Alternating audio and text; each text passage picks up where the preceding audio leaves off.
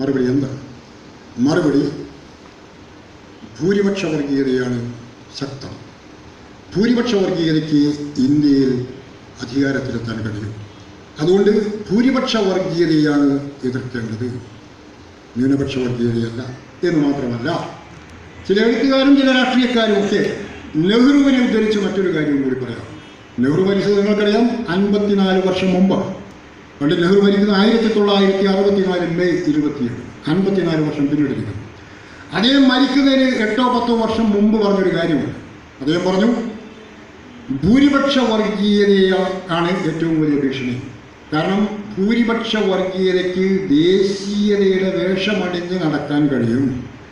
അതേ അവസരത്തിൽ ന്യൂനപക്ഷ വർഗീയതയ്ക്ക് കവിഞ്ഞാൽ വിഭജനവാദത്തിലേക്ക് നയിക്കാനേ സാധിക്കൂ. അതുകൊണ്ട് അത്ര വലിയ ഭീഷണിയല്ല എന്ന് 10-20 കൊല്ലം മുമ്പ് നെഹ്റു പറഞ്ഞിട്ടുണ്ട്. ശരിയാണ്, അത് ഉദ്ധരിച്ചുകൊണ്ട് ചില ആൾക്കാർക്ക് എഴുതാറുണ്ട്, പ്രസംഗിക്കാറുണ്ട്. പക്ഷെ നെഹ്റു 6 പതിറ്റാണ്ട് മുമ്പ് ഈ കാര്യം പറയുന്ന സന്ദർഭത്തിൽ ഇല്ലാതിരുന്ന ചില പ്രതിഭാസങ്ങൾ പിൽക്കാലത്തുണ്ടായി. അതിലേറ്റവും വലുതാണ് പെട്രോ ഡോളർ എന്ന പ്രതിഭാസം നെഹ്റുവിൻ്റെ കാലത്തില്ല. 1964 ശേഷമാണ് നാം ഇന്ന് കാണുന്ന രൂപത്തിൽ ശക്തമായ പെട്രോ ഡോളർ സമ്പദ് വ്യവസ്ഥയുണ്ടാകുന്നത്.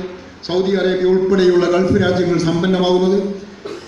ഈ സമ്പന്ന ഗൾഫ് രാജ്യങ്ങളിൽ നിന്ന് ഒഴുകുന്ന പെട്രോൾ ഡോളറിൻ്റെ പിൻബലത്തിലാണ് നമ്മുടെ നാട്ടിൽ ഇസ്ലാമിക തീവ്രവാദ പ്രസ്ഥാനങ്ങളും ഇസ്ലാമിക മതമൗലികവാദ പ്രസ്ഥാനങ്ങളും മുസ്ലിം വർഗീയ പാർട്ടികളും ഒക്കെ വളർന്നുകൊണ്ടിരിക്കുന്നത്. ഒരു 30-35 കൊല്ലം മുമ്പുണ്ടായിരുന്ന മുസ്ലിം സംഘടനകളുടെ അവസ്ഥയല്ല ഇന്നത്തെ അവരുടെ അവസ്ഥ. പണ്ടൊക്കെ നമ്മൾ പറയാറുണ്ടായിരുന്നു അവർ വിദ്യാഭ്യാസപരമായിട്ട് പിന്നോക്കമാണ്, സാമ്പത്തികമായി പിന്നോക്കമാണ് എന്നൊക്കെ. ശരിയാ, പണ്ട് 10-30 കൊല്ലം മുമ്പ്. ഇന്ന് കേരളത്തിലെ അതുപോലെ തന്നെ മറ്റു പല സ്ഥലങ്ങളിലെയും മുന്നോക്ക ജാതിക്കാരെന്ന് പറയുന്ന നായന്മാരെയോ അല്ലെങ്കിൽ കത്തോലിക്ക ക്രിസ്ത്യാനികളെയോ ഒക്കെ എല്ലാ രംഗത്തും വെല്ലാവുന്ന, വിദ്യാഭ്യാസ രംഗത്തായാലും പത്രപ്രവർത്തന രംഗത്തായാലും മാധ്യമ രംഗത്തായാലും സാംസ്കാരിക രംഗത്തായാലും ഏത് രംഗത്തും അവരെ വെല്ലാവുന്ന അവസ്ഥയിലാണ്. കേരളത്തിലെങ്കിലും അവർ അത്രയും ശക്തമാണ്, അവർ സാമ്പത്തികമായിട്ട് അത്രയും ഉന്നതി അവർ നേടിയിട്ടുണ്ട്. അതുപോലെ 2001 സെപ്റ്റംബർ 11 ന്യൂയോർക്കിൽ നടത്തിയതുപോലുള്ള, പെൻറ്റഗണിൽ നടത്തിയതുപോലുള്ള, വേൾഡ് ട്രേഡ് സെൻ്ററിൽ നടത്തിയതുപോലുള്ള ഒരാക്രമണം നടത്താൻ നമ്മളൊക്കെ ഏറ്റവും വലിയ ഭീഷണിയായി കരുതുന്ന സംഘപരിവാറിന് ഇപ്പോഴും സാധിക്കില്ല. കാരണം അവർ അത്ര വളർന്നിട്ടില്ല. ആഗോളതലത്തിൽ നോക്കുമ്പോൾ ഇസ്ലാമിക തീവ്രവാദത്തോളമുള്ള വളർച്ച സംഘപരിവാറിനില്ല. കാരണം അതിന് ആഗോള പശ്ചാത്തലമില്ല. ആഗോള പശ്ചാത്തലമുള്ള ഇസ്ലാമിക തീവ്രവാദത്തിനാണ്. അവർക്കത് കഴിയും.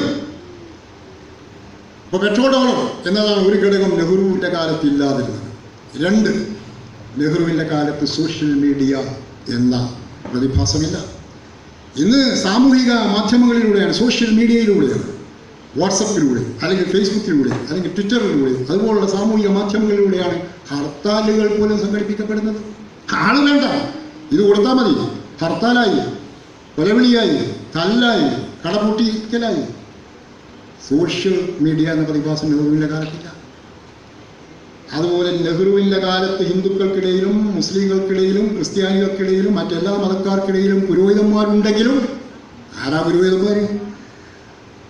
അന്നത്തെ പുരോഹിതന്മാരെന്ന് പറഞ്ഞാൽ വലിയ വിദ്യാഭ്യാസമില്ലാത്ത, പ്രത്യേകിച്ച് മുസ്ലിങ്ങൾക്കിടയിൽ വിദ്യാഭ്യാസമില്ലാത്തവർ.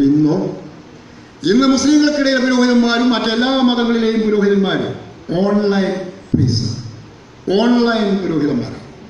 പഴയതുപോലെ ഉള്ള പുരോഹിതന്മാരൊന്നും വരാൻ ഓൺലൈനിലൂടെയാണ് അവരുടെ പ്രവർത്തനങ്ങൾ. സാക്കിർ നായിക് എന്ന് പറയുന്ന ഈ മുസ്ലിം പുരോഹിതൻ അല്ലെങ്കിൽ ടെലിവാഞ്ചലിസ്റ്റ്, ഇസ്ലാമിക് ടെലിവാഞ്ചലിസ്റ്റ് സാക്കിർ ഹുസൈൻ എങ്ങനെയാണ് തൻ്റെ ആശയങ്ങൾ അങ്ങേയറ്റം പ്രതിലോമപരമായ ആശയങ്ങൾ പ്രചരിപ്പിക്കുന്നത്? അവരൊക്കെ പറയുന്ന ടെലിവാഞ്ചലിസ്റ്റുകളാണ്. അവർ ഓൺലൈൻ പുരോഹിതന്മാരാണ്. അത് നെഹ്റുവിൻ്റെ കാലത്തില്ല. അപ്പം നെഹ്റു 60 വർഷം മുമ്പ് പറഞ്ഞ കാര്യങ്ങൾക്ക് ഇന്ന് പ്രസക്തിയില്ല. 2 വർഗീയതകളും തുല്യരൂപത്തിൽ എതിർക്കപ്പെടണം. 2 വർഗീയതകളും പരസ്പര പോഷകങ്ങളാണ്. ഒന്നിനെ മാത്രം എതിർക്കാൻ പോയാൽ എന്ത് സംഭവിക്കും? 2 കൂട്ടരും പറയും. അതുകൊണ്ട് മതനിരപേക്ഷത എന്ന് പറഞ്ഞാൽ ഇപ്പോഴും നമ്മുടെ പല മതേതര പാർട്ടിക്കാരും വിചാരിക്കുന്നത് പോലെ അല്ലെങ്കിൽ പ്രചരിപ്പിക്കുന്നത് പോലെ ആൻറ്റി ഹിന്ദുത്വ മാത്രമായാൽ പോരാ. മതനിരപേക്ഷവാദികൾ ആൻറ്റി ഹിന്ദുത്വ നിലപാട് മാത്രം സ്വീകരിച്ചാൽ പോരാ. മതനിരപേക്ഷവാദികൾ ഒരേ സമയം ആൻറ്റി ഹിന്ദുത്വ നിലപാടും ആൻറ്റി ഇസ്ലാമിസ്റ്റ് നിലപാടും സ്വീകരിക്കണം. ഇസ്ലാമിസം എന്ന് പറയുന്നത് മതരാഷ്ട്രവാദമാണ്. ഹിന്ദുത്വ എന്ന് പറയുന്നത് മതരാഷ്ട്രവാദമാണ്. ഹിന്ദുയിസമല്ല ഹിന്ദുത്വ, ഇസ്ലാമല്ല ഇസ്ലാമിസം, അത് മതരാഷ്ട്രവാദമാണ്. ഇസ്ലാമിൻ്റെ ഭരണം, ഇസ്ലാമിക ഭരണം സ്ഥാപിക്കണം എന്ന് പറയുന്നത്. അപ്പോൾ മതേതരവാദികൾ മതനിരപേക്ഷത ഉയർന്നു കാണണം, പരിരക്ഷിക്കപ്പെടണം എന്നാഗ്രഹിക്കുന്നുവെങ്കിൽ ഒരേ സമയം ആൻറ്റി ഹിന്ദുത്വ നിലപാടും ആൻറ്റി ഇസ്ലാമിസ്റ്റ് നിലപാടും സ്വീകരിക്കണം. അവസാനമായിട്ട് ഒരൊറ്റ കാര്യം കൂടി ചൂണ്ടിക്കാണിച്ചു അവസാനിപ്പിക്കുകയാണ്. നിങ്ങളോടൊരു അഭ്യർത്ഥന, യുക്തിവാദ സംഘത്തോട് ഒരു അഭ്യർത്ഥന, പറ്റുമെങ്കിൽ നിങ്ങൾ പ്രമേയം പാസ്സാക്കണം. പ്രമേയത്തിൻ്റെ വിഷയം ഞാൻ പറയുകയാണ്. നമ്മുടെ ഭരണഘടനയിൽ ഫണ്ടമെൻ്റൽ റൈറ്റ്സിനെ കുറിച്ച് മാത്രമല്ല സംസാരിക്കുന്നത് ഭരണഘടന. നമ്മുടെ ഭരണഘടന ഫണ്ടമെൻ്റൽ ഡ്യൂട്ടീസിനെ കുറിച്ചും സംസാരിക്കുന്നുണ്ട്. പൗരന്മാരുടെ മൗലികാവകാശങ്ങളെക്കുറിച്ച് മാത്രമല്ല, പൗരന്മാരുടെ മൗലികമായ കടമകളെക്കുറിച്ച് സംസാരിക്കുന്നു നമ്മുടെ ഭരണഘടന. ഭരണഘടനയുടെ 53A(H) വകുപ്പ് പറയുന്നത് പൗരന്മാർ ശാസ്ത്രബോധം വളർത്തണം, ശാസ്ത്രീയ മനോഭാവം പരിപോഷിപ്പിക്കണം തുടങ്ങിയ കാര്യങ്ങൾ ഏറ്റവും പ്രധാനപ്പെട്ട കാര്യമാണ്. ഇപ്പോൾ കലാനന്ദ മാഷ് പറയുകയുണ്ടായി അന്ധവിശ്വാസങ്ങൾക്കെതിരെയുള്ള ബില്ലിനെക്കുറിച്ച്. ഞാൻ പറയുന്നത് അത് വേണം വേണ്ട, ഞാൻ പറയുന്നത് ഇന്ത്യക്ക് ഒരു ഹോളി ബുക്ക് ഉണ്ടെങ്കിൽ, ഇന്ത്യക്ക് ഒരു വിശുദ്ധ ഗ്രന്ഥമുണ്ടെങ്കിൽ അത് ഇന്ത്യൻ ഭരണഘടന. ഇന്ത്യൻ ഭരണഘടനയുടെ ആമുഖത്തിൽ പറയുന്ന കാര്യങ്ങൾ അത് മതി നമുക്ക്. അതുപോലെ ഇതുപോലുള്ള വകുപ്പുകൾ ഇന്ത്യൻ ഭരണഘടന എന്നത് ഏറ്റവും ചുരുങ്ങിയത് ഹൈസ്കൂൾ തലം തൊട്ടെങ്കിലും പാഠ്യപദ്ധതിയിൽ ഉൾപ്പെടുത്തണം എന്നാവശ്യപ്പെട്ടുകൊണ്ടുള്ള ഒരു പ്രമേയത്തെ അയച്ചു കൊടുക്കണം കേരള മുഖ്യമന്ത്രിക്ക്. നടപ്പാക്കില്ലാതെ മറ്റൊരു കാര്യം, കേന്ദ്രത്തിലേക്കും അയച്ചു കൊടുക്കാം. നടപ്പാക്കാൻ പോകുന്നില്ല, പക്ഷേ നടപ്പാക്കാൻ നമ്മൾ ആവശ്യപ്പെടണം. ഈ ഇന്ത്യയിലെ എല്ലാ വിദ്യാർത്ഥികളും ഇന്ത്യൻ ഭരണഘടനയെക്കുറിച്ച് അവബോധമുള്ളവരാകണം. അതിൻ്റെ പ്രിയാമ്പിളിൽ പറയുന്ന, ആമുഖത്തിൽ പറയുന്ന ഈ പറയുന്ന സമത്വം, പൗരസമത്വം, അതുപോലെ മതനിരപേക്ഷത, സോഷ്യലിസം തുടങ്ങിയ മുദ്രാവാക്യങ്ങൾ, അതുപോലെ ശാസ്ത്രീയ ബോധം വളർത്തണം എന്നാവശ്യം. നെഹ്റു 1946 തൻ്റെ ഡിസ്കവറി ഓഫ് ഇന്ത്യയിൽ പറഞ്ഞതുപോലെ ഈ സയൻറ്റിഫിക് ടെമ്പർ, അതാണ് ഉപയോഗിച്ചത്, സയൻറ്റിഫിക് ടെമ്പർ വളർത്തണം എന്ന് നമ്മുടെ ഭരണഘടനയിൽ വേണ്ടി ചേർത്തിട്ടുണ്ട്. അതുകൊണ്ട് ഇന്ത്യൻ ഭരണഘടന ഹൈസ്കൂൾ തലം തൊട്ടെങ്കിലും പാഠ്യപദ്ധതിയിൽ ഉൾപ്പെടുത്തണം എന്ന ഒരാശയം അടങ്ങുന്ന ഒരു പ്രമേയം പാസ്സാക്കണമെന്നും അതോടൊപ്പം തന്നെ മിശ്രബോധനത്തിൻ്റെ 101ാം വാർഷികത്തിൽ നിൽക്കുന്ന നമ്മൾ ഇപ്പോഴും അവിടെ നിന്ന് ഏറെയൊന്നും മുന്നോട്ട് പോയിട്ടില്ല.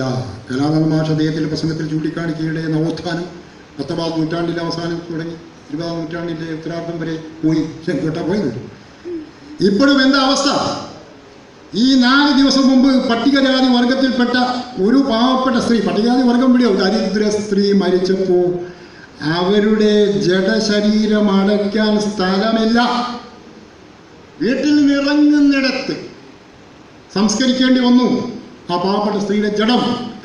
അതുകൊണ്ട് ഞാൻ പറയുകയാണ്, നമ്മൾ മിശ്രബോധനം അത് അക്കാലത്ത് 1917 സഹോദരൻ അയ്യപ്പൻ ചെറായിയിൽ അത് നടത്തുമ്പോൾ അതിവിപ്ലവകരമായ പ്രവർത്തനമായിരുന്നു അത്.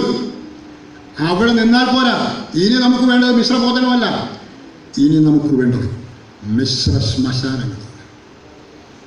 ജീവിക്കുമ്പോൾ നമുക്ക് ഹിന്ദുക്കൾക്കും മുസ്ലിങ്ങൾക്കും ക്രിസ്ത്യാനികൾക്കും സിഖുകാർക്കും ഒരേ സ്കൂളിൽ പഠിക്കാവുന്ന അവസ്ഥയുണ്ട്, ഒരേ ഹോട്ടലിൽ നിന്ന് ഒരുമിച്ച് ഭക്ഷണം കഴിക്കാവുന്ന അവസ്ഥയുണ്ട്, ഒരേ തിയേറ്ററിൽ പോയി ഒരുമിച്ചിരുന്ന് നമുക്ക് സിനിമ കാണാമെന്ന്, ഒരേ ട്രെയിനിൽ സഞ്ചരിക്കാം, ഒരേ കാറിൽ സഞ്ചരിക്കാം, ഒരേ വിമാനത്തിൽ സഞ്ചരിക്കാം. അങ്ങനെയൊക്കെയുള്ള അവസ്ഥയുണ്ട്. ജീവിച്ചിരിക്കുമ്പോൾ നമുക്ക് എല്ലാ മേഖലയിലും ഒന്നിച്ചിരിക്കാം, ജാതി മത ഭേദമില്ലാതെ എന്ന അവസ്ഥ നമ്മുടെ കേരളത്തിലെങ്കിലും ഉണ്ട്. എന്നാൽ മരിച്ചു കഴിഞ്ഞാൽ നമുക്ക് ഒരു ശ്മശാനത്തിൽ ഒരുമിച്ച് വിശ്രമിക്കുവാൻ എന്നും വയ്യ എന്നതാണ് അവസ്ഥ. അതുകൊണ്ട് കേരളത്തിലെങ്കിലും ഇനി മിശ്ര ശ്മശാനങ്ങളെ ഉണ്ടാവൂ എന്നാണ് നമ്മൾ പറയേണ്ടത്. മിശ്ര ശ്മശാനങ്ങളല്ലാതെ സാമുദായിക ശ്മശാനങ്ങൾ പാടില്ല. മുസ്ലിങ്ങൾക്ക് അവരുടെ ശ്മശാനം, മുസ്ലിങ്ങളിൽ തന്നെ അവരുടെ ഓരോ വിഭാഗങ്ങൾക്കും ഓരോ ശ്മശാനം, അതുപോലെ ക്രൈസ്തവർക്ക് ഓരോ വിഭാഗത്തിനും ഓരോ ശ്മശാനം, അതിൽ തന്നെ ഒരല്പം യുക്തിചിന്ത വെച്ചു പുലർത്തുന്ന ഈശ്വരാസ്തിത്വത്തെ ചോദ്യം ചെയ്യുന്നവരെ തമ്മാടി കുഴികളിൽ വിടുന്ന അവസ്ഥ ഇതൊക്കെ മുസ്ലിങ്ങൾക്കിടയിലും ക്രിസ്ത്യാനികൾക്കിടയിലുമുണ്ട്. നാം ആവശ്യപ്പെടേണ്ടത് മിശ്ര ശ്മശാനങ്ങൾ വേണമെന്ന് മാത്രമല്ല, മിശ്ര ശ്മശാനങ്ങൾ മാത്രമേ ഉണ്ടാകാവൂ എന്നാണ്. എല്ലാവർക്കും ജീവിച്ചിരിക്കുമ്പോൾ ഒന്നിച്ചിരിക്കാവുന്ന, ഒരുമിച്ച് സഞ്ചരിക്കാവുന്ന, ഒരുമിച്ച് ഉണ്ണാവുന്ന ആളുകൾക്ക് മരിച്ചു കഴിഞ്ഞാൽ എന്താ ഒന്നിച്ച് കിടന്നാൽ? അതും കൂടി നിങ്ങളുടെ ചിന്തയിൽ വരേണ്ടതുണ്ട് എന്ന് സൂചിപ്പിച്ചുകൊണ്ട് ഒരിക്കൽ കൂടി ഈ പവലിൻ്റെ പേരിൽ ഏർപ്പെടുത്തപ്പെട്ട സെക്യുലർ അവാർഡ് എനിക്ക് സമ്മാനിച്ച യുക്തിവാദി സംഘത്തിൻ്റെ എല്ലാ പ്രവർത്തകരോടും നന്ദി പ്രകടിപ്പിച്ചുകൊണ്ട്, അതുപോലെ അഭിനന്ദനങ്ങൾ അറിയിച്ചുകൊണ്ട് സംസാരിച്ച ശ്രീമാൻ KP രാജേന്ദ്രൻ, ഡോക്ടർ ധർമ്മരാജ് അഡാട്ട് തുടങ്ങിയവരോട് ഹൃദയംഗമമായ കൃതജ്ഞത രേഖപ്പെടുത്തിക്കൊണ്ട് എൻ്റെ വാക്കുകൾ അവസാനിക്കുന്നു.